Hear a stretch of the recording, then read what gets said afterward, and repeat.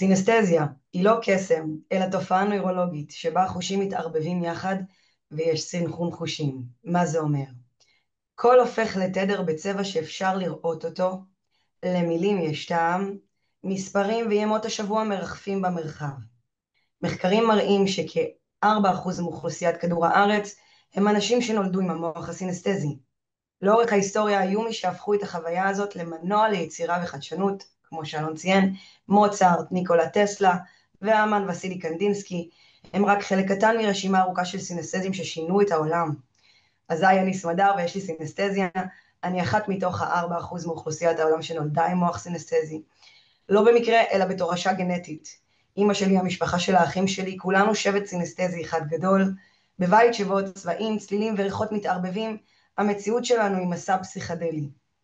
כילדה, המעטפת המשפחתית יצרה אצלי ביטחון עמוק, לא חיפשתי חיזוקים מבחוץ, אבל מחוץ לבית, כשהגננת והמורים שמעו אותי מתארת את העולם הפנימי שלי, בטעמים ובצבעים, המבטים שלהם הבהירו לי שכדאי לשתוק.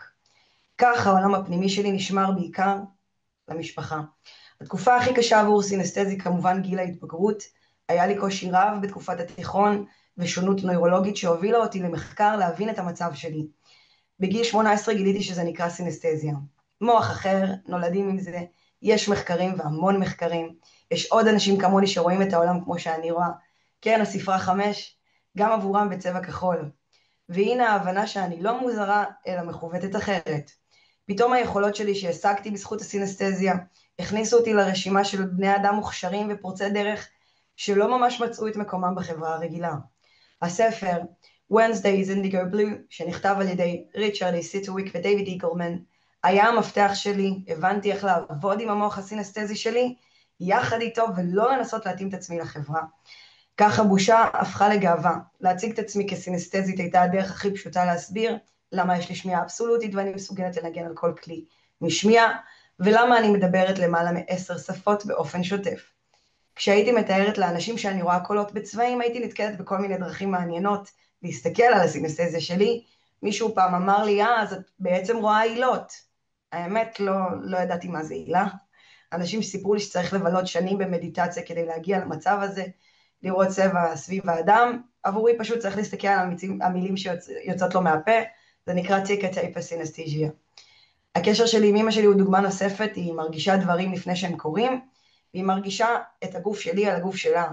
כן, כן, גם מרחוק, אמא שלי יודעת בדיוק מה אני עוברת מבחינה רגשית, חברות שלי קוראות לזה טלפתיה, אבל אני יודעת שמדובר בסינסטזיית מגע מראה. יש למעלה מ-80 סוגים של סינסטזיה. מלמידה על חלימה אני מגלה שכל החלומות שלי למעשה הם חלומות צלולים. אין לי מצב חלימה רגיל. עם הזמן הבנתי שהכלים שאנשים פיתחו כדי לחקור את הדבר הזה שנקרא תודעה, הם דרך עבורי ללמוד איך להנגיש את המרחב התודעתי לאנשים שרוצים להתחבר אל התדר הזה שנולדתי מחוברת אליו. אנשים כמו פול מקארטני, דמיטרי מנדלייב, בזמן חלימה כתבו יצירות ששינו את האנושות, וכמובן ננסי טאפי, מחברת תיאוריית ילדי האינדיגו, מראה לנו שסינסטזיה יכולה לעזור לנו לקדם את האנושות. היום אני כותבת את ספרי הראשון בנושא סינסטזיה, הרקע הגנטי שלה, איך לזהות אותה בילדים, ולפתח את היכולות שלהם בגיל צעיר. יש לי פודקאסט שנקרא מוחות קרומטיים, Chromatic Minds, בו אני מראיינת סינסטזים מכל העולם.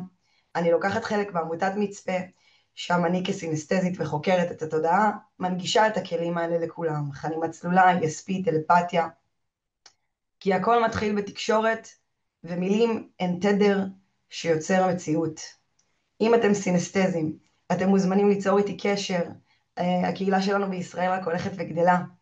אני מזמינה אתכם להצטרף אליי ולקחת חלק גם בעמותת מצפה, לחבור לתהליך שיקדם את האנושות. זכרו, we are not weird, we just wired differently.